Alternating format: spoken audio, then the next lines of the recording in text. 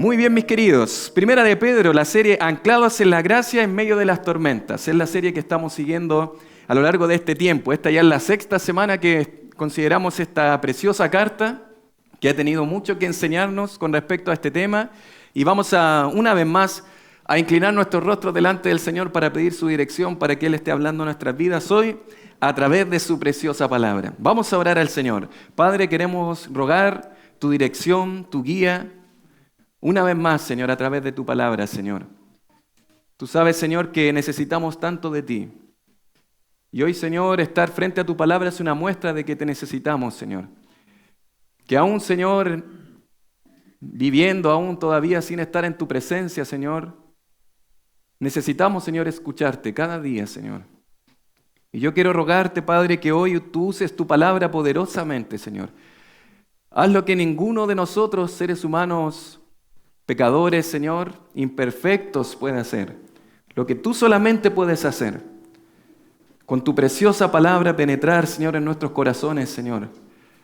Atravesar muchas veces aquellas cosas que solamente nosotros conocemos, Señor. Padre, yo te ruego que hoy uses tu palabra, que tu pueblo pueda ser edificado a través de ella, Señor. Pero, Padre, ayúdanos, Señor, a través de este tiempo a mirar y admirar a Cristo nuestro Salvador. Te lo rogamos en su nombre, en Cristo nuestro Señor y Salvador. Amén. No sé si usted sabe, pero existe un programa llamado Cazadores de Tesoros. No sé si alguna vez lo habrá escuchado. Donde expertos visitan casas antiguas para encontrar objetos valiosos que los dueños por varios años han desestimado. No sé si alguna vez ha visto un programa como ese, pero es interesante porque estas personas son especialistas en poder considerar aquellas cosas que para muchos ya no tienen mucho valor. Objetos olvidados, sucios, arrumbados por ahí entre medio de su desván, cosas que ya no ocupan, pero que es interesante que cuando llegan estas personas se dan cuenta que estos objetos tenían mucho valor. Y de hecho esos objetos que estaban ellos desestimando, que prácticamente eran una basura para ellos, eran sumamente valiosos a los ojos de estos cazadores de tesoros. Esto nos lleva a una triste realidad. Uno puede vivir rodeado de tesoros y no valorarlos. Y eso es un poco lo que vamos a considerar en la palabra del Señor en esta tarde. Algo similar y de manera mucho más elevada es lo que ocurre en nuestras vidas con respecto a lo que es la obra de la salvación. Y es lo que probablemente estaba ocurriendo con los receptores de la primera carta de Pedro. Es que en medio de la tribulación, en medio del sufrimiento, nos cuesta ver y valorar la salvación. Nos cuesta entender el tesoro precioso y espiritual que tenemos con nosotros, que es ser un hijo de Dios. Nos cuesta recordar cuán preciosa, cuán valiosa es la salvación. Y es por eso que necesitamos recordar en la palabra del Señor que sí es valiosa, pero se nos olvida. Es por eso que Pedro hoy nos llama a levantar nuestra mirada y redescubrir la maravilla del tesoro que tenemos en Cristo. Pedro nos va a animar en esta tarde a valorar la salvación en medio del dolor. Y ese es el tema que vamos a considerar hoy en la palabra del Señor. Hoy vamos a estudiar el tema valoremos la salvación en medio de nuestro dolor. Y quiero invitarle a abrir su Biblia ahí en la primera carta de Pedro, capítulo 1, y vamos a considerar juntos este tema. Valoremos la salvación en medio del dolor. Primera de Pedro, capítulo 1, versos del 10 al 12. Y dice así la palabra del Señor. Dice así: los profetas que profetizaron de la gracia destinada a vosotros, inquirieron y diligentemente indagaron acerca de esta salvación, escudriñando qué persona y qué tiempo indicaba el Espíritu de Cristo que estaba en ellos, el cual anunciaba de antemano los sufrimientos de Cristo y las glorias que vendrían tras ellos. Verso 12 dice: a estos se les reveló que no para sí mismos, sino para nosotros, administraban las cosas que ahora os son anunciadas por los que os han predicado el Evangelio por el Espíritu Santo enviado del cielo, cosas en las cuales anhelan mirar los ángeles. Y vamos a considerar este tema. Pedro nos va a invitar en esta ocasión a que usted y yo podamos valorar la salvación en medio del dolor. Esa era la condición en la que estaban cada uno de estos receptores de esta carta. Ellos no lo estaban pasando bien. Usted recuerde que estos son hermanos que están siendo perseguidos, que han dejado su patria, que han dejado el lugar donde estaban probablemente cómodos, donde habían planificado toda su vida. Y hoy muchos de ellos están padeciendo por su fe, han perdido a familiares cercanos y queridos y están siendo torturados, y hay que agregar, injustamente. Solamente por el hecho de ser cristianos y culpados de algo que ellos no hicieron, porque este incendio en Roma no lo habían causado los cristianos, pero esto fue lo que Nerón, el emperador, comenzó a decir y colocar en la mente de los romanos. Imagínense esta escena. Estos cristianos necesitan estímulo y ánimo. Y en esta primera sección usted recuerda que Pedro nos ha llevado a observar la salvación. ¿Tiene que ver con nuestro sufrimiento? Claro que tiene que ver, porque Pedro quiere mostrarnos que no debemos olvidar la posición que tenemos en Cristo. Si nosotros olvidamos eso, prontamente vamos a sucumbir probablemente en una tristeza, en demasía, vamos a entrar en depresión, vamos a entrar a que las cosas nos afecten más de lo que deberían, porque olvidamos nuestra posición en Cristo. Es por eso que Pedro desde el principio ha querido dejarles en claro que ellos fueron elegidos según la presencia de Dios Padre en santificación del Espíritu para obedecer y ser rociados por la sangre de Cristo. La Trinidad ha participado en la obra de la salvación y nos ha mostrado cómo esta salvación es segura en el futuro. ¿Recuerda usted que nos ha mostrado que tenemos una herencia incontaminada, inmarcesible, incorruptible, reservada en los cielos para nosotros? Él también nos ha mostrado que ahora en el presente esa idea de que en el futuro nosotros podremos estar con nuestro Señor debe animar nuestro presente en medio de las pruebas y debemos gozarnos en medio de ellas. Ahora la sección, de alguna manera, lo que Pedro va a hacer, ya dejó de hablar del futuro, dejó de hablar del presente y ahora va a hacer un viaje hacia el pasado para mostrarnos que esta salvación que es gloriosa y es segura en el futuro, ha tenido un pasado en el cual ha sido registrada y hablada por los profetas en el pasado. Para luego el apóstol Pedro hablarnos de que debemos vivir en pureza, luego del capítulo 1, versos del 13 en adelante, para finalmente mostrarnos quién es la persona, la piedra viva que produce esta obra de salvación. Estamos ubicados en esta sección que Pedro está de alguna manera mostrándonos el pasado. Pedro quiere mostrarnos que esta salvación no ha sido de la noche a la mañana. Esto no fue algo que a Dios se le ocurrió en el camino y logró de alguna manera salvar a los creyentes. Esta ha sido una salvación que ha sido registrada por mucho tiempo en la Escritura, en la palabra de Dios. Y eso debe hacernos valorar la salvación. Pedro nos recuerda y hace recordar a los creyentes que están sufriendo que no solamente deben gozarse en el presente por ese futuro, sino que deben gozarse en el presente porque ellos tienen una posición gloriosa en Cristo que muchas veces tanto ellos como nosotros olvidamos. Mis amados hermanos, si hay algo que debe animar al creyente a gozarse, a poder de alguna manera en medio del dolor gozarse en la presencia de Dios, es su posición en Cristo. Amén.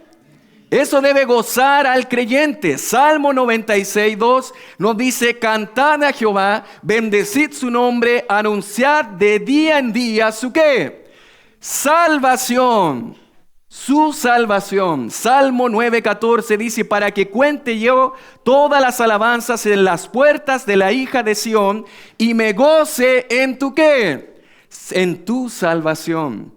Primero de Crónicas 16:23 nos dice: cantad a Jehová toda la tierra, proclamad de día en día su salvación. Hebreos 2, capítulo 2, verso 3 nos dice: ¿cómo escaparemos si descuidamos una salvación? ¿Qué cosa? Tan grande. ¿Es grande para usted la salvación que ha obtenido a través de Cristo? Amado hermano, si nosotros olvidamos eso, fácilmente vamos a sucumbir en los momentos de dolor y tribulación. Eso es algo valioso que está en nosotros y que muchas veces olvidamos. El pastor MacArthur dice: la salvación es la obra más gloriosa de Dios. Dice él, más asombrosa incluso que la creación, porque en la salvación Dios no solo creó de la nada, sino que hizo santos a los pecadores. Amén. ¿Cómo un santo, un indigno como nosotros, cómo un pecador indigno puede ser llamado santo delante de Dios? Martin Lloyd-Jones dice, la salvación no es un accesorio en la vida cristiana, es el centro. Todo gira en torno a lo que Dios ha hecho por nosotros en Cristo. Mis amados hermanos, todo depende en nuestra vida de acuerdo a la posición que usted y yo tenemos en la persona de Cristo. Y Charles Spurgeon, en una predicación famosa que él hizo en un sermón llamado La Perla de Gran Precio, él dijo, nada es más precioso que la salvación del alma. Y él dice, ni todo el oro del mundo, ni todas sus coronas pueden compararse con ellas. ¿Puede decir amén? Nada se compara, amados hermanos, que nosotros, indignos pecadores, hoy podamos ser llamados santos delante de Dios. Y aún más, lo que a mí más me estremece es que Él me dé el privilegio de servirle. Eso no tiene comparación. Pedro quiere mostrarnos que en medio del dolor, que la salvación, esta salvación que nosotros no valoramos mucho, debemos, mis amados hermanos, atesorarla, abrazarla, considerarla. Debemos nosotros recordar que esto ha sido precioso y glorioso en la obra de nuestro Señor. Y mis amados hermanos, ¿cómo lo va a hacer Pedro? Pedro nos va a hablar en este texto de 3 grupos que nos ayudan a valorar la salvación en medio del dolor. Pedro quiere mostrarnos que esta ha sido una obra preciosa que ha hecho nuestro Señor, pero que lleva un plan perfecto, que no solamente fue hecho en el pasado, sino que también nos muestra que ha sido registrado en las páginas de las Escrituras. 3 grupos que nos ayudan a valorar la salvación en medio del dolor. 3 grupos que Pedro nos va a mostrar en este texto, versos del 10 al 12, para que usted y yo, al final de este sermón, podamos maravillarnos más con la obra de la salvación. Y si usted no termina al final de este sermón valorando y admirando esta obra, yo fallé en mi propósito en esta tarde. Porque mis amados hermanos, esto no puede ser algo que simplemente yo escuche y que no me impacte. Esto no puede quedar simplemente como algo rutinario. Esto debe afectar la vida del creyente aún en medio de los momentos de dolor. Es por eso que vamos a considerar 3 grupos que nos ayudan a valorar la salvación en medio del dolor. ¿Y cuál es el primer grupo que podemos observar? Es los profetas. ¿Cuál es el segundo grupo? Son los apóstoles. ¿Cuál es el tercer grupo? Son los ángeles. Externos nos ayudan a valorar la salvación. Ellos son los cazadores de tesoros en esta oportunidad. Ellos son los que nos están llevando a valorar la salvación que tú y yo tenemos. Profetas, apóstoles, ángeles. Vamos a considerar en primer lugar que esta salvación fue estudiada con precisión por los profetas. Fue estudiada con precisión por los profetas. Mire conmigo el verso 10. Dice así la palabra del Señor. Los profetas que profetizaron de la gracia destinada a vosotros, inquirieron y diligentemente indagaron acerca de esta salvación, escudriñando qué persona y qué tiempo, dice la palabra del Señor, y qué tiempo indicaba el Espíritu de Cristo que estaba en ellos. En esta porción vamos a observar que esta salvación fue estudiada con precisión por los profetas. Es interesante porque aquí vamos a observar una clara conexión con el verso anterior.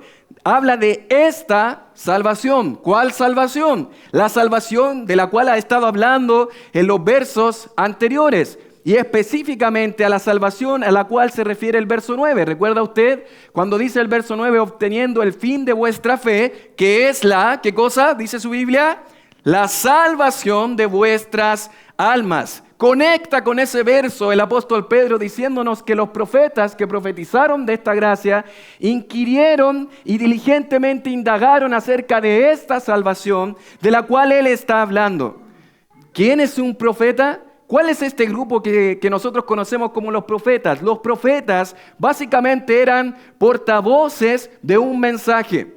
Los profetas, ¿qué era lo que hacían? Los profetas eran representantes de parte de Dios hacia el pueblo. Podríamos decir es el contraste o lo contrario a lo que era un sacerdote. ¿Qué era lo que hacía un sacerdote? El sacerdote era un representante desde Dios, desde el pueblo hacia Dios. Por eso el sumo sacerdote tenía en su pectoral las 12 tribus de Israel, porque cuando él entraba en el lugar santísimo, era como si todo el pueblo entrara con él. Representante desde los hombres a Dios. Pero el profeta era un representante de parte de Dios hacia los hombres. Tú puedes tomar cualquier libro del Antiguo Testamento que sea profético, o el libro de Habacuc, el libro de Nahum, alguno de los libros proféticos, y una de las cosas que tú vas a notar es que constantemente el texto va a decir, vino a mí, ¿qué cosa? Palabra de Jehová. Esta es una expresión interesante porque los profetas querían dejar en claro que lo que ellos estaban comunicando no eran sus propias palabras. Cuando Nahum hablaba, no hablaba el profeta Nahum. Cuando hablaba Jeremías, no eran las palabras de Jeremías. Cuando hablaba Isaías, no eran las palabras de Isaías. Ellos comunicaban la palabra de Dios. Esto es interesante, mis amados. Esto es similar a lo que hace un garzón cuando lleva la comida delante de los comensales. El garzón no tiene la potestad de cambiar algo de lo que el chef cocinó en la cocina. De hecho, si lo hiciera, ese sería su último día. El garzón lo único que tiene que hacer es traer la comida intacta de la misma manera que el chef la preparó. El profeta no tenía la autoridad de cambiar o tergiversar o alterar algo del mensaje que venía de parte de Dios. Lo único que tenía que hacer era traer ese mensaje y ponerlo delante del pueblo. Eso es lo que hace un profeta de Dios. Es interesante, mis amados, que los profetas dejaban en claro que comunicaban las palabras de Dios. Pero en este proceso nos llama la atención en el verso 11 que dice, escudriñando qué persona y qué tiempo indicaba quién. ¿Qué persona dice ahí? El Espíritu de Cristo que estaba en ellos. Esto nos quiere dejar algo en claro, que había una persona divina, la persona divina del Espíritu Santo que estaba guiando a los profetas para comunicar tal cual lo que Él quería que comunicaran. Esa es la obra que nosotros conocemos como la inspiración del Espíritu Santo. Si tú vas a 2 de Pedro capítulo 1 versos 20-21, este texto nos muestra que ninguna profecía de la Escritura es de interpretación privada. Y el verso 21 nos dice, porque nunca la profecía fue traída por voluntad humana. De hecho, los mismos profetas quisieron huir de eso muchas veces. ¿Recuerdas a Jeremías? Traté de huir. Ellos muchas veces no quisieron hacerlo. Nos basta leer al profeta Jonás. Ese hombre se fue al lado opuesto de donde tenía que ir. Los profetas no estaban comunicando por su propia voluntad ese mensaje. ¿Qué nos dice el texto? Dice que hablaron siendo inspirados ¿por quién? ¿Por quién? Por el Espíritu Santo. Esta palabra inspiración habla de ser transportados, llevados o guiados.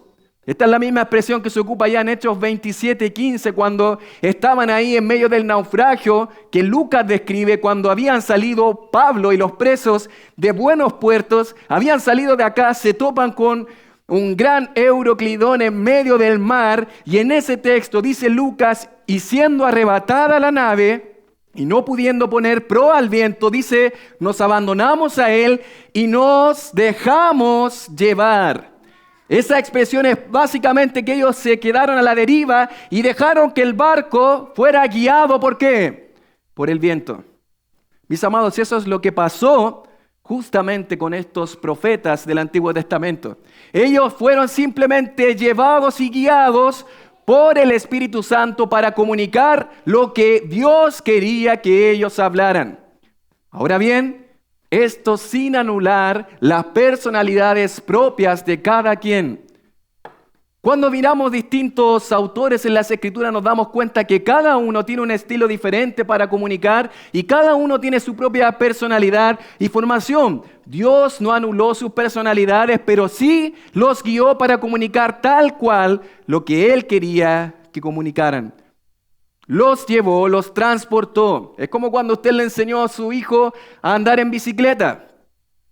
Usted lo ayudó cuando él no sabía andar, ¿verdad? Sin estas rueditas del costado. Y simplemente lo que usted hizo fue guiarlo para que él anduviera en bicicleta. Y al final le dijo, qué bien lo hiciste, pero en realidad no lo hizo él. Tú lo llevaste, tú lo transportaste, tú lo guiaste. Eso fue lo que hizo el Espíritu Santo con los profetas del Antiguo Testamento.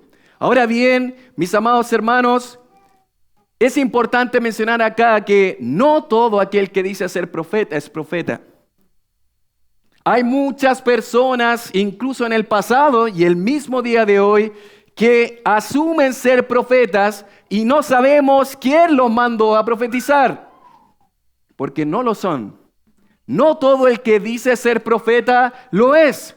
Tú puedes leer Deuteronomio 18 del 20 al 22 allá en el Antiguo Testamento y tú vas a observar que acá había un criterio, algo que se podía observar de aquellas personas que decían ser profetas. Y este texto nos dice el profeta que tuviera la presunción de hablar palabra en mi nombre. Eso es serio, eso es importante, es hablar en el nombre de Dios. Dice a quien yo no le haya mandado hablar, dice el Señor, o que hablar en nombre de dioses ajenos, el tal profeta morirá.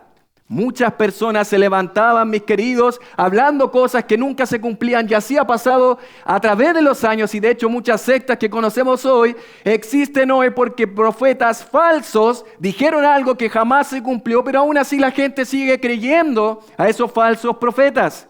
Mis amados hermanos, ellos, dice la palabra, deberían estar, ¿qué cosa? Muertos. Porque así se debía tratar a un falso profeta. Debía ser apedreado, debía morir por decir hablar en el nombre de Dios cuando simplemente es un charlatán falso. Mis amados hermanos, hoy hay muchos charlatanes que dicen ser profetas que deberían estar muertos. ¿Quiénes fueron los profetas del Antiguo Testamento verdaderos? Bueno, si tú recuerdas, el mismo Señor Jesucristo se encarga una y otra vez de decir cuáles eran esos profetas. En ocasiones va a decir desde la sangre de Abel hasta Zacarías, hablando de todo el Antiguo Testamento. Y el mismo Señor va a hablar de cuáles son los libros del Antiguo Testamento. Él mismo va a hablar que es desde Moisés hasta Malaquías, los verdaderos profetas. Y mis amados hermanos, es interesante que cuando leemos este texto nos dice la palabra de Dios, los profetas que profetizaron, ¿de qué cosa? De la gracia destinada a vosotros. Es interesante que el hilo conductor, la temática en común de cada uno de estos profetas fue hablar de un tema, no de diversos temas. Un tema que Pedro dice que es la gracia destinada a vosotros. El tema común de todos los profetas del Antiguo Testamento, mis amados, fue la persona y la obra de Cristo. Amén. La obra de nuestro bendito Señor Jesucristo es el hilo conductor del Antiguo Testamento. Amados hermanos, estamos acostumbrados a escuchar, como se dice a veces, las historias de la Biblia. ¿Ha escuchado esa expresión? De hecho, hay libros que se llaman así para niños. Las historias de la Biblia. Y decimos la historia de Abraham, la historia de José, la historia de Jonás, ¿o no? ¿Pero es así? Estamos acostumbrados a hablar de los libros de la Biblia como si fueran casilleros diferentes que tienen temas diferentes, que sí lo tienen. Mis amados, aunque los profetas hablaron de muchas historias, detrás de todas esas historias hay una sola gran historia en la Biblia que se enfoca en la persona de Cristo. Ese es el gran tema de la Biblia.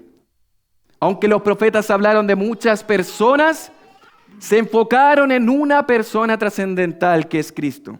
Mis amados hermanos, cada vez que estudiemos el Antiguo Testamento y cada vez que leamos con nuestros hijos las historias de la Biblia, si ellos terminan admirando a David, a Abraham, a Moisés, erramos. Porque al final de ese tiempo, al que tienen que admirar es a la persona de Cristo, que es de quien todos ellos hablaron. Él es la persona importante. Que no terminen admirando a Abraham, a Moisés y a David. Claro que hay cosas que admirar de ellos, pero en última instancia, a donde apunta todo el Antiguo Testamento, es a Jesucristo y a su obra redentora a través de su preciosa sangre. Y esto no lo digo yo, si tú recuerdas conmigo, puedes ir en tu Biblia ahí en Lucas capítulo 24, versos del 24 al 27. ¿Recuerdas tú este texto cuando estaba el Señor Jesús en ese camino a Emaús y se va a encontrar con dos personas que venían discutiendo acerca de las cosas que habían pasado en Jerusalén? Ellos le dicen, ¿eres tú el único forastero que está en estos lugares que no sabe de estas cosas? ¿Y qué le dice el Señor en el verso 24? Lucas 24, 25. Dice la palabra del Señor: entonces Él les dijo: oh insensatos y tardos de corazón, para creer todo lo que los profetas han dicho. Verso 26, ¿qué dice el Señor? ¿No era necesario que el Cristo padeciera estas cosas y que entrara en su gloria? Y mira el verso 27. ¿Y comenzando desde quién? El primer profeta que tenemos en las Escrituras, desde Moisés, y siguiendo por todos los profetas, les declaraban todas las Escrituras, ¿lo que de qué? Lo que de Cristo decían, lo que de Él decían. Amados hermanos, los profetas hablaron de la persona de Cristo. Él es el centro del Antiguo Testamento, Él es el foco, su gracia, el Evangelio. Segunda Timoteo 3, del 14 al 15, es interesante que el apóstol Pablo se dirige justamente a Timoteo, diciéndole que él aprendió de las historias del Antiguo Testamento, pero él no les llamó historias, él dijo: pero persiste tú en lo que has aprendido y te persuadiste sabiendo de quién has aprendido. Verso 15, y que desde la niñez has sabido las sagradas escrituras del Antiguo Testamento, lo que te enseñaba tu madre y tu abuela, Timoteo, las cuales te pueden hacer sabio para la salvación que es por la fe en Cristo Jesús. Timoteo, ese Antiguo Testamento es para que tú conozcas a Cristo Jesús. Se cuenta que cuando Charles Spurgeon era joven, fue invitado a la predicación de un anciano predicador en una pequeña iglesia de campo, y el predicador realizó su exposición, luego de lo cual va a conversar con Spurgeon y él le va a preguntar: ¿qué tal mi sermón? ¿Cómo estuvo? Al finalizar el sermón, el joven Spurgeon le dice: buen sermón, hermano, pero no predicaste a Cristo. El predicador, un poco desconcertado, le preguntó: ¿pero qué quieres decir? Yo prediqué el texto tal como está en la Biblia. Spurgeon le respondió con una ilustración que hasta el día de hoy recordamos estas palabras: hermano, en Inglaterra hay muchas aldeas, pero hay un camino desde cada una de ellas que lleva a Londres. Y él dice: igualmente, desde cada texto de la Escritura hay un camino que nos lleva a Cristo. Ahora no se confunda y no crea que nosotros tratamos de colocar a Cristo en un lugar donde no está en el Antiguo Testamento. Pero sí, las Escrituras del Antiguo Testamento, tarde o temprano, nos van a guiar en un camino directo a la gracia de Dios y a la persona de Cristo. Eso fue de lo que hablaron los profetas que profetizaron. Ellos hablaron de la gracia destinada a vosotros.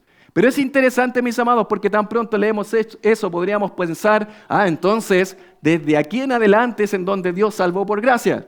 La gracia destinada a vosotros. Pero Dios siempre ha salvado por gracia. De manera diferente en el Antiguo Testamento, solamente en el sentido que ellos probablemente no entendían al 100% la obra de Cristo, pero sí fueron salvos por gracia.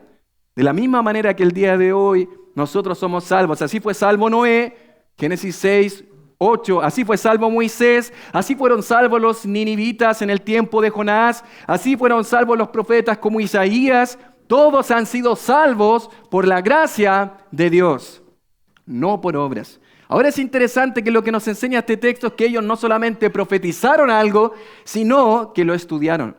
Si tú observas el texto, se va a remarcar en 3 palabras el énfasis que Pedro quiere decir en cuanto a estos profetas. Ellos no solamente fueron portavoces que comunicaron la palabra de Dios, sino que mientras estaban comunicando la palabra, estudiaron esa palabra. Nos dice inquirir, es una de las palabras que se utiliza. Otra palabra es indagar y otra palabra es escudriñar. Inquirir habla de buscar, de mandar, procurar. Indagar habla de explorar. Escudriñar es casi como la palabra de un detective, investigar. Estos profetas se dedicaron a estudiar algo en particular, escudriñar. ¿Qué significa eso? Es básicamente, mis amados, lo que hacemos cuando buscamos algo en medio de un velador desordenado. ¿Ha tenido esa oportunidad? Tratar de buscar algo entre esas cosas, esas herramientas o lo que tenga en su casa y no sabe dónde está y comienza a rebuscar. Eso fue lo que hicieron los profetas del Antiguo Testamento. Trataron de investigar. ¿Por qué? Porque había algo que no sabían, pero sí había algo que sabían, porque estaban profetizando algo que a través del Espíritu comunicaban. Había algo que no sabían. ¿Qué era lo que ellos no sabían? No sabían cuál era la persona y cuál era el tiempo.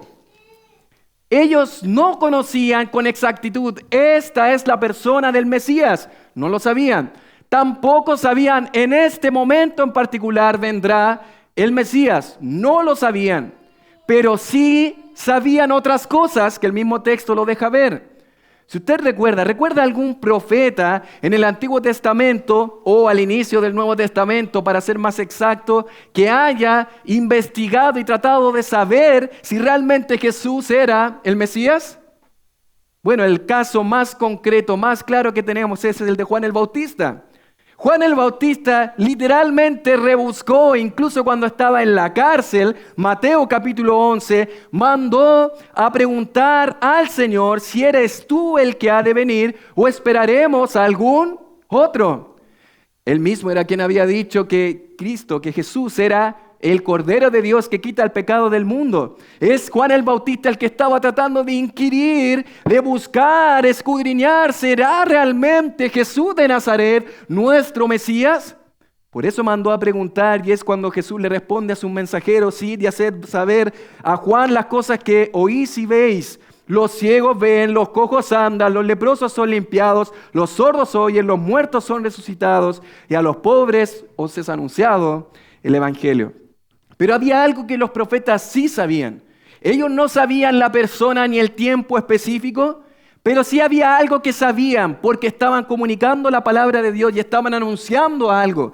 Lo que nos dice el texto es que ellos estaban hablando de algo en particular. A través del Espíritu de Cristo anunciaban de antemano los sufrimientos de Cristo. ¿Y qué cosa? Y las glorias que vendrían tras ellos. Lo que sí sabían es que ese Mesías prometido en algún momento iba a sufrir, y sí sabían que en algún momento iba a haber un despliegue de su gloria en esta tierra. Eso sí lo sabían. Los profetas sabían estas cosas porque son parte del Antiguo Testamento, de lo que nosotros conocemos. ¿Recuerdas algún texto que nos hable de que los profetas anunciaron el sufrimiento de nuestro Señor? Hay muchos. El mismo Señor en la cruz cita el Salmo 22 diciendo: Dios mío, ¿por qué me has desamparado? David estaba de alguna manera anunciando lo que Jesús iba a padecer. El Padre abandonando al Hijo. No en el sentido de marcharse, que esa no es la idea. El sentido es no extenderle una mano a su Hijo. ¿Por qué? Porque el Hijo estaba cargando con toda la ira del Padre, porque en ese momento Él cargaba con tu pecado en la cruz del Calvario. Cargando con nuestro pecado, el Padre simplemente lo que hizo fue derramar su ira, y Él clamó: Dios mío, ¿por qué me has desamparado? Eso está en el Antiguo Testamento. Los profetas lo anunciaron. Isaías 53 nos habla de los dolores de nuestro Maestro, los sufrimientos. Los profetas lo sabían. El Mesías va a padecer. Ciertamente llevó Él nuestras enfermedades y sufrió nuestros dolores. Los profetas sabían que Él iba a padecer. ¿Recuerdas tú Daniel capítulo 9? Cuando Daniel recibe esta revelación de las 70 semanas, dice claramente este texto en el verso 26 del capítulo 9: y después de las 62 semanas se quitará la vida al Mesías. Los sufrimientos estaban claros en el Antiguo Testamento. Zacarías 12:10: mirarán a mí. ¿A quién? ¿A quién traspasaron? Los profetas hablaron de los sufrimientos de nuestro Señor. ¿Alcanzas a entender lo que Pedro está haciendo acá?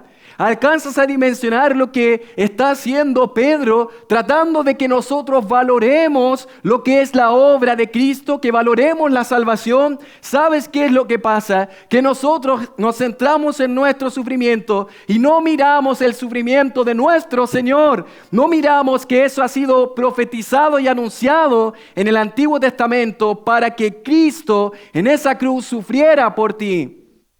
Eso se nos olvida. Se nos olvida, mis amados, la obra que Cristo ha hecho en la cruz. Mis amados, yo no sé con exactitud, porque algunas cosas como pastor puedo saber, pero no sé con exactitud qué es lo que estás padeciendo hoy, pero sí sé con exactitud que Jesús sufrió más que ti. Porque Él cargó en la cruz con tu pecado la ira del Padre. Él sufrió más que nosotros, amados hermanos. Y eso te debe hacer valorar la obra de la salvación a través de la persona de Cristo. Eso te debe animar en medio del dolor, anclados en la gracia, en medio de las tormentas y los momentos difíciles, porque es esa gracia, mi querido hermano, la que nos muestra realmente al siervo sufriente que cargó con la ira del Padre.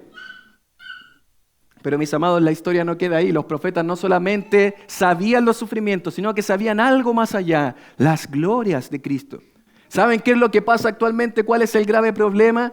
Les han llamado a esto los crucifijos.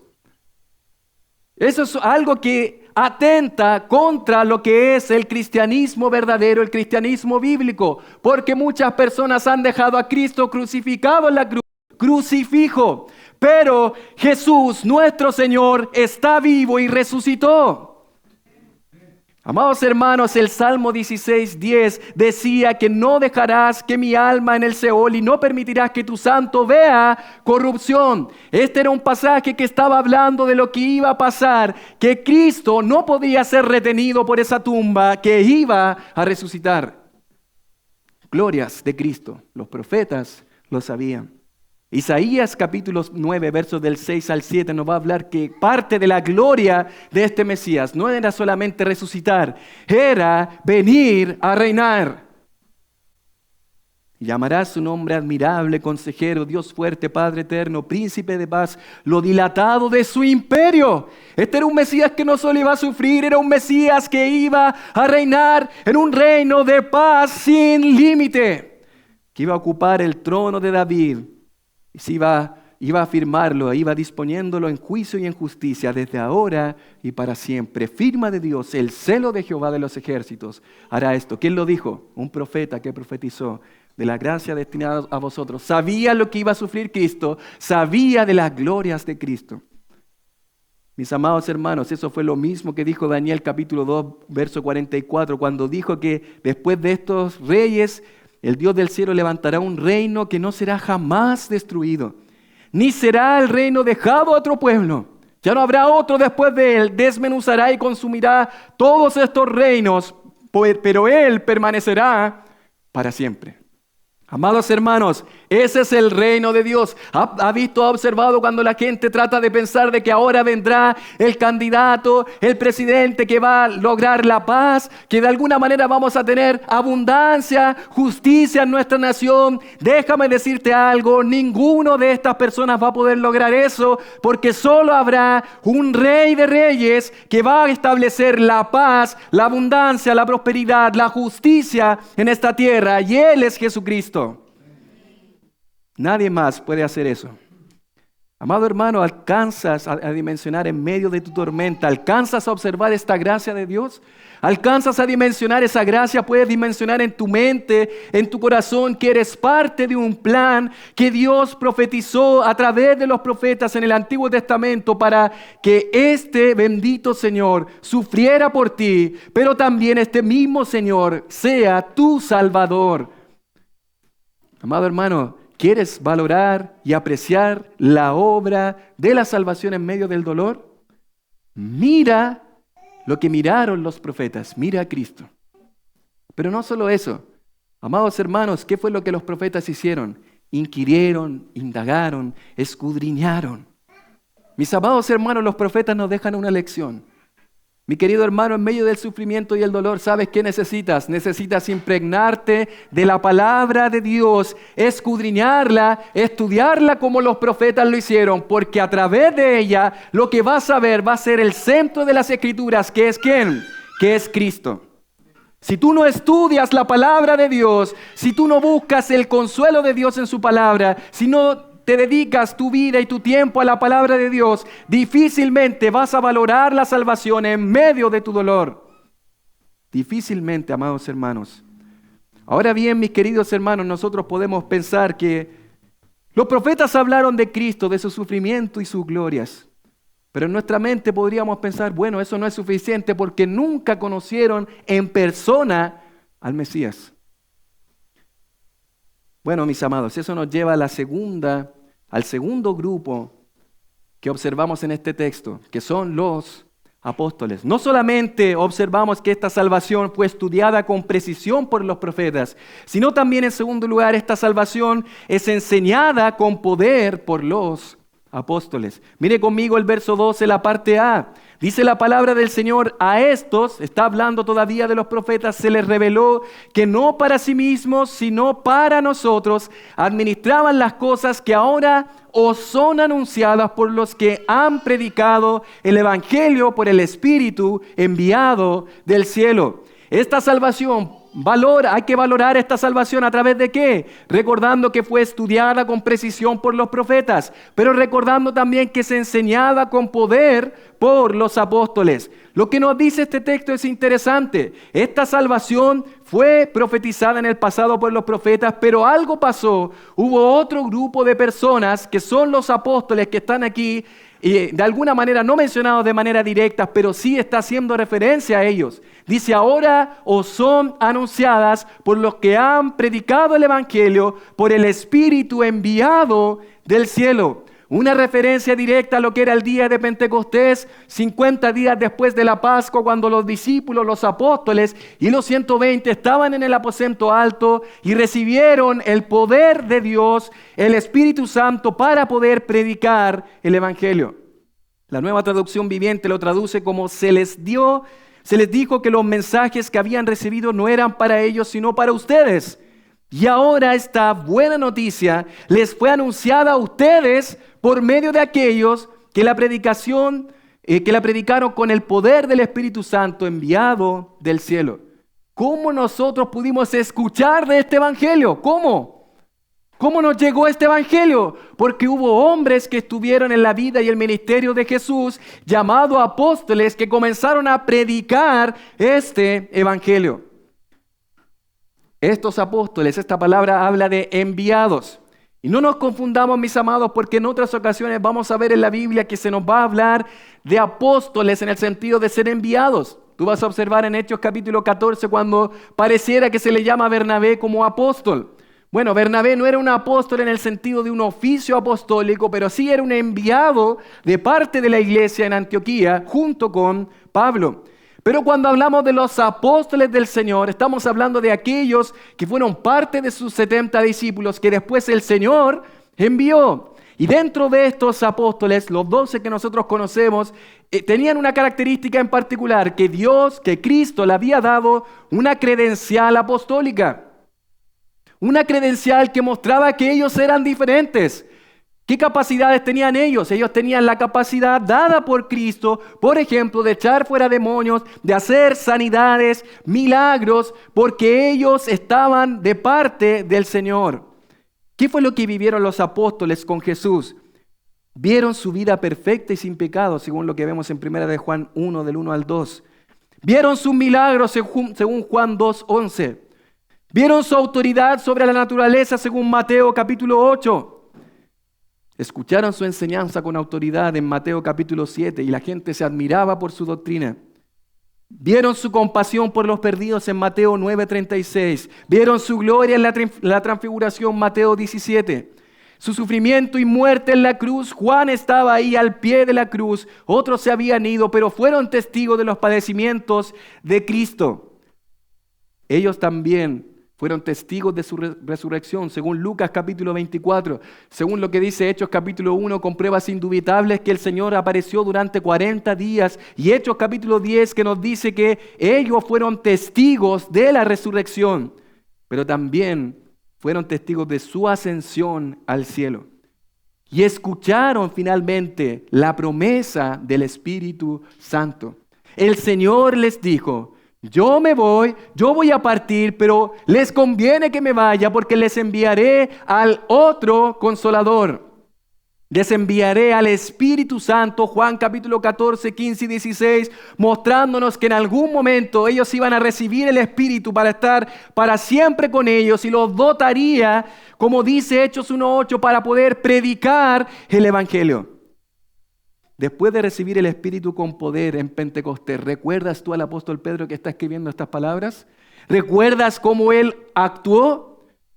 Pedro, que siempre tenía algo que decir antes, siempre que decía cosas, podríamos decir de manera impulsiva, ahora dirigido con poder del Espíritu Santo, de manera poderosa va a herir las conciencias de estas personas, mostrándoles su pecado y diciéndoles: arrepentíos y bautícese cada uno en el nombre de nuestro Señor Jesucristo.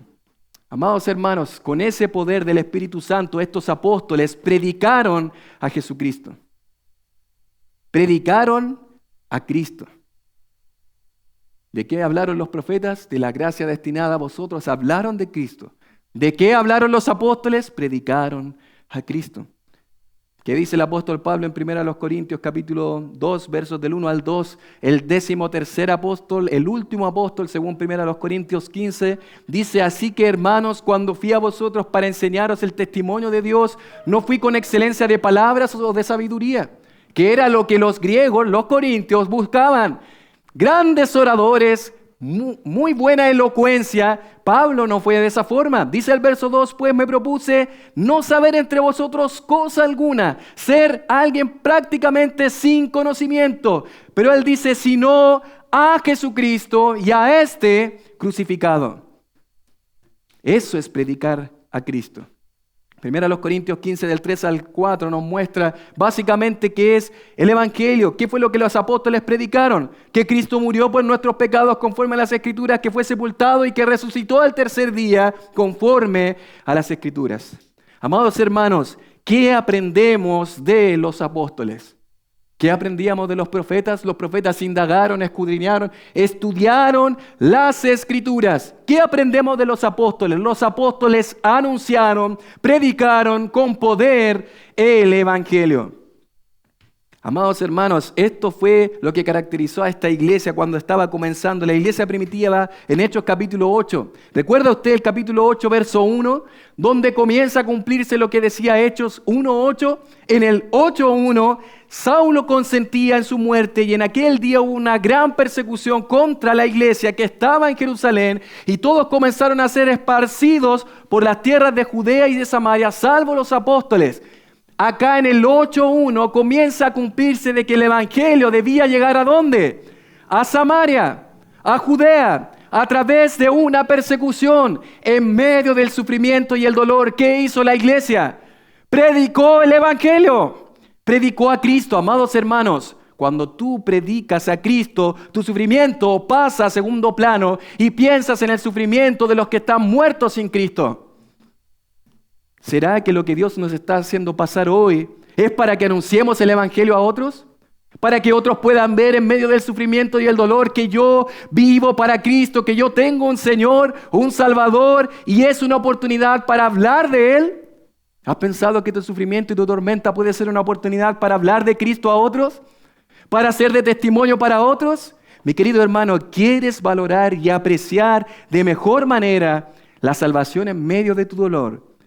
Dedícate a predicar el Evangelio, no historias, no fábulas. Predica a Cristo y a este crucificado. Amado hermano, alcanzas a ver la preciosa obra de la salvación que ha sido registrada en las Escrituras, profetizada por los profetas, anunciada por los apóstoles. Mi querido hermano, estudia la palabra como los profetas. Predica el Evangelio como los apóstoles. Pero ahora la pregunta es, ¿tiene esta salvación solo un impacto en seres terrenales como nosotros? Y eso me encanta. La respuesta es no. Y eso nos lleva, mis amados hermanos, al tercer grupo que nos enseña este texto, que son seres no terrenales, sino seres angelicales, seres celestiales. Y vamos a observar en tercer lugar que no solamente esta salvación fue estudiada con precisión por los profetas, no solamente es enseñada con poder por los apóstoles, sino que también es examinada con pasión por los ángeles. Mire conmigo la última parte del verso 12, dice la palabra del Señor, cosas en las cuales anhelan mirar los ángeles. Es interesante porque no solamente esta salvación ha sido estudiada con precisión por los profetas, no solamente ha sido enseñada en el pasado con poder por los apóstoles, sino que también es examinada con pasión por los ángeles. Los ángeles son seres espirituales creados por Dios que hacen y obedecen su voluntad. ¿Recuerdas tú el Salmo 148 que nos dice que Dios creó los ángeles? En el Salmo 103 nos dice que los ángeles obedecen a la voz de su precepto. Hay ángeles que nosotros conocemos como ángeles caídos, hay ángeles que nosotros conocemos como ángeles buenos que hacen la voluntad de Dios. Y en el caso de los ángeles caídos se oponen a la voluntad de Dios. Pero ¿qué relación tienen los ángeles con la salvación? ¿Tienen alguna relación? Mis amados, debo decirles que no tienen ninguna relación en cuanto a salvar y poder ser salvados. ¿Lo tiene? Los ángeles no tienen ninguna relación con la salvación en cuanto a salvar y la capacidad de ser salvados. Los ángeles, mis amados hermanos, no pueden salvar ni tampoco pueden ser salvados. Si los ángeles pudieran salvar, serían Dios.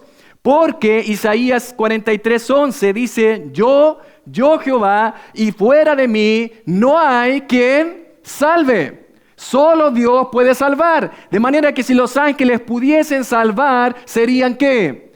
Serían Dios y no lo son. Pero mis amados hermanos, ellos tampoco pueden ser receptores de la salvación. Los ángeles, tanto buenos, los ángeles que hacen la voluntad de Dios, como los ángeles malignos, no pueden ser salvos. ¿Por qué? Porque los ángeles buenos no necesitan ser salvados y los ángeles malos no pueden ser salvados.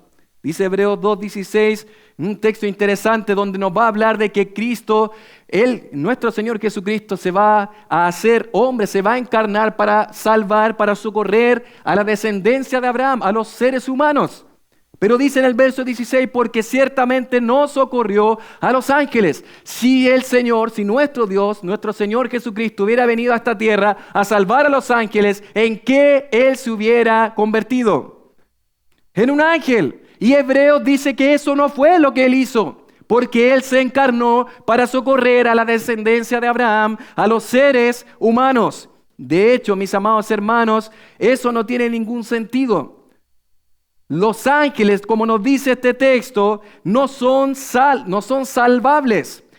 Dios no vino a esta tierra para salvar a los ángeles. Ahora, ¿significa esto que los ángeles no tienen ninguna relación con la obra de la salvación? Y ahí debo decir nuevamente no. Ellos no tienen relación en cuanto a salvar y poder ser salvados, pero sí podríamos decir nosotros que sí han participado en cierto punto con lo que es la obra de salvación a través de la persona de Cristo. ¿Cómo podemos saber eso? Bueno, tú puedes leer los evangelios y vas a notar que son los ángeles que están ahí en el nacimiento de María en Lucas capítulo 1 del 26 al 38. Es el ángel el que habla con José cuando anuncia el nacimiento del Señor. Mateo 1 del 20 al 21. Una multitud de ángeles glorifica a Dios por el nacimiento del Salvador. Lucas capítulo 2. Ahí un ángel es el que avisa el peligro a través del rey Herodes en Mateo capítulo 2, verso 13. Es un ángel, mis amados hermanos, son los ángeles los que ayudan a nuestro Señor y le ministran después de la tentación. Es un ángel el que fortalecía a nuestro Señor en su agonía en la cruz en Lucas capítulo 22. Un ángel bajó del cielo y removió la piedra y habló con las mujeres allá en Mateo 28. Estuvieron ángeles en la ascensión de nuestro Señor y de hecho en la venida del Señor será Él con sus santos ángeles. Mateo 5:31. Los ángeles sí han participado en la vida y en la obra y el ministerio de Jesús y en la obra de la salvación. No salvan, pero sí han sido siempre ¿qué? Espectadores. Han mirado en primera fila lo que Dios hace. Amados hermanos, eso es lo que han hecho los ángeles. Los ángeles sí tienen una relación como espectadores de la salvación. De hecho, este texto nos dice ¿qué cosa? Cosas en las cuales, ¿qué cosa? Anhelan mirar los ángeles. Estas palabras tienen mucha intensidad. La palabra anhelar describe un fuerte deseo, un impulso irresistible que no se satisface fácilmente. El término indica que el interés de los ángeles no era simplemente un capricho o algo del momento. Era una fuerte pasión dentro de ellos, expectante de lo que estaba ocurriendo, pero al mismo tiempo Pedro agrega la palabra mirar, que literalmente es agachar la cabeza e inclinarse. Si yo le hablo a una persona y esa persona está mirando para cualquier lado, yo sé que no me está prestando atención. Pero cuando hay alguien que está con todo su cuerpo, con su cabeza inclinada, yo sé que está con toda su atención en mí. Así los ángeles contemplan la salvación. De hecho, esta misma palabra es la que se utiliza en el Evangelio de Juan, capítulo 20, verso 5, cuando nos dice este texto, nos muestra que el mismo Juan se inclinó para mirar y ver los lienzos puestos allí, pero no entró. ¿Recuerda este texto? Y bajándose a mirar, vio los lienzos puestos allí, pero no entró. ¿Cómo crees que Juan miró esa tumba vacía y estaba atento a lo que estaba ahí? De la misma manera los ángeles están atentos, con pasión, con curiosidad. Están de alguna manera interesados en lo que está pasando en la obra de la salvación. ¿Sabes qué? Ellos valoran más la salvación que nosotros. Y tú eres receptor de la salvación. Tienes un tesoro que no has valorado, porque no alcanzas a dimensionar lo precioso que es esta salvación. Ellos que no lo han recibido la valoran más, ellos la contemplan, ellos están maravillados con esta preciosa obra de la gracia de Dios. ¿Por qué será, mis amados, que nosotros no consideramos de la misma forma la obra preciosa de la salvación?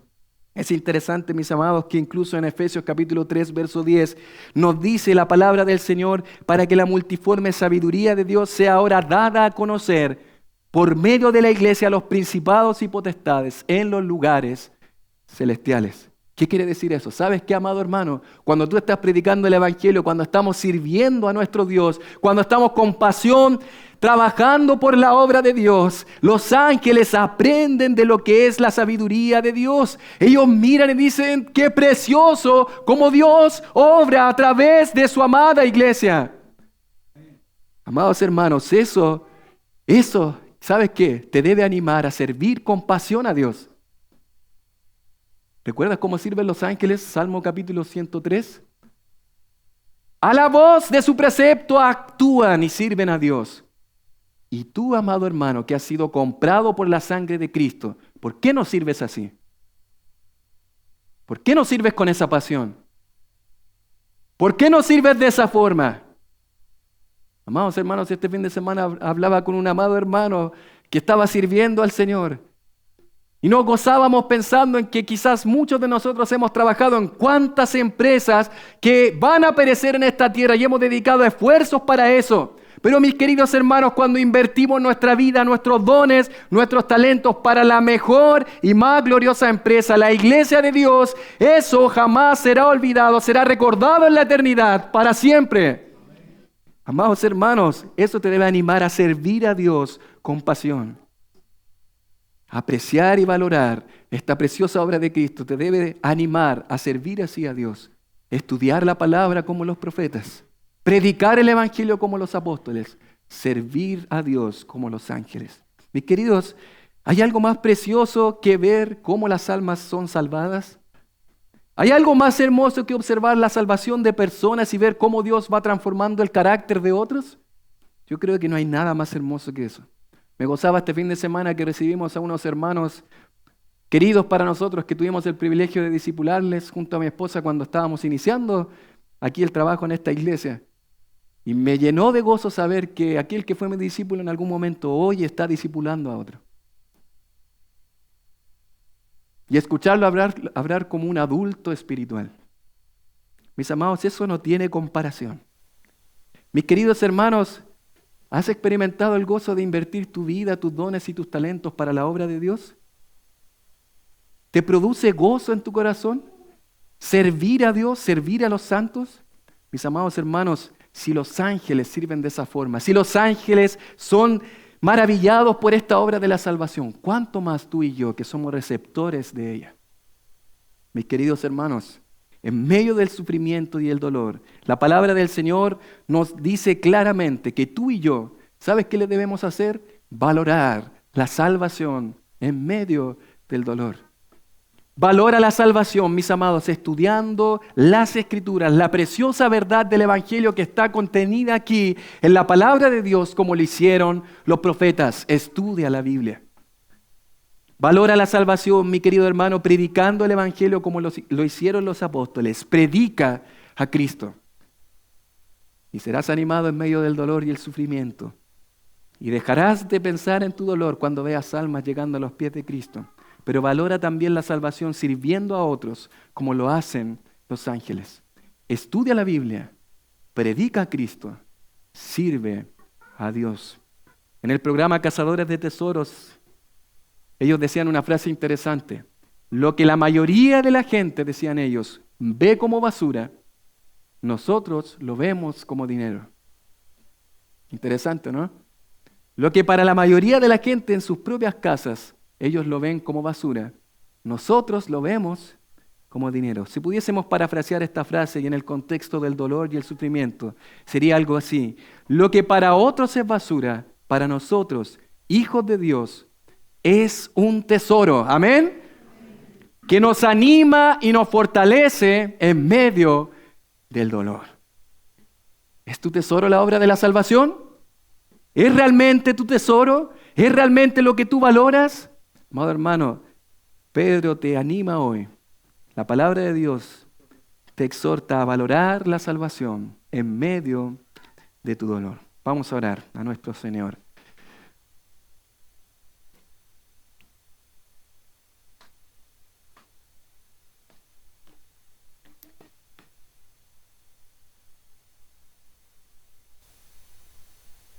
Padre, te doy tantas gracias, Señor, por darnos el privilegio, Señor, de ir una vez más, Señor, frente a tu palabra, Señor. Señor, hay tantas cosas, Señor, en nuestras vidas, tanto dolor, aflicciones, Señor, que muchas veces no hablamos con otras personas, Señor. Quizás hay muchas situaciones que hoy estamos viviendo, Señor, que nadie conoce. Pero te damos gracias, Señor, porque tú hoy nos has enseñado a través de tu palabra, Señor, a valorar esta preciosa obra de salvación en medio de nuestro dolor, Señor. Oh, Señor, perdónanos, porque muchas veces olvidamos, Padre. Olvidamos lo que tú has hecho en nuestras vidas, Señor. Fácilmente nos quejamos, fácilmente pensamos en el presente y en nuestros dolores, Señor. Nos sentimos afligidos. Muchas veces reclamamos delante de ti, Señor. Pero, Señor, ayúdanos una vez más a observar, Señor, cuál ha sido esta preciosa obra de salvación que tú has hecho en nuestras vidas, Señor. Padre, yo quiero rogarte, Señor, que nos ayudes a amar a Cristo, Señor. A nunca olvidarnos, Señor, que hoy no seríamos nada, Señor, sin su gracia, sin su amor, Señor. Padre, nos preguntamos, ¿qué sería de nosotros, Señor, sin gracia, sin tu amor, ¿dónde estaríamos hoy, Señor?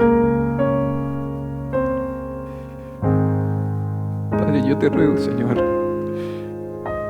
que este texto en tu palabra sea de estímulo, Señor, para nuestras almas. Que tú nos ayudes, Señor, a apreciar, Señor, esta preciosa gracia, Señor, que hemos recibido en nuestra vida, Señor. A nuestro bendito Señor, que es precioso, Señor, que es nuestro Dios, nuestro Señor. Padre, que nunca olvidemos esta obra preciosa, Señor. Padre, de esta forma, Señor, ayúdanos a vivir estudiando tu palabra y escudriñando, Señor, lo que tú enseñas de Cristo, como lo hicieron los profetas, Señor. Predicando con pasión a Cristo, como lo hicieron los apóstoles. Sirviendo con pasión, como lo hicieron los ángeles, Señor. Oh, Señor, ayúdanos, Señor, a ser impactados por esta verdad, Señor. A apreciar y valorar, Señor, esta preciosa obra de Cristo, Señor. Así, siguiendo en oración, yo quiero preguntar a aquellos que hoy están aquí, que nunca realmente han rendido su vida en arrepentimiento y fe delante de nuestro Señor. Quizás tú has participado alguna vez de alguna iglesia como esta. Quizás llevas algún tiempo interesado con las cosas de Dios. Pero déjame decirte algo. Si hoy no te rindes delante de este Señor y Salvador, mañana puede ser demasiado tarde. Si hoy no te rindes delante de Él como Salvador, tarde o temprano lo enfrentarás como tu juez. Y Él hará lo que los jueces hacen. Y tu sentencia será culpable. Y la pregunta es, ¿vas a esperar más tiempo? ¿Sabes que esa gracia que nos ha rescatado, esa gracia de la cual hablaron los profetas, de la cual predicaron los apóstoles, y esa gracia que maravilla a los ángeles, está disponible para ti hoy? Si hoy tú te rindes delante de Dios, hoy debes clamar a Dios por su perdón. ¿Sabes qué? Dice la palabra del Señor en Juan 1:12, que aquellos que le recibieron, a los que creen en su nombre, les da la potestad, el derecho de ser llamado Hijo de Dios. No esperes más. Señor, te damos tantas gracias por tu palabra. Úsala, buen Dios, en nuestras vidas. Da consuelo al afligido, Señor, a través de ella, Señor. Ayúdanos a valorar la salvación en medio del dolor. Gracias, buen Dios, en Cristo nuestro Salvador. Amén.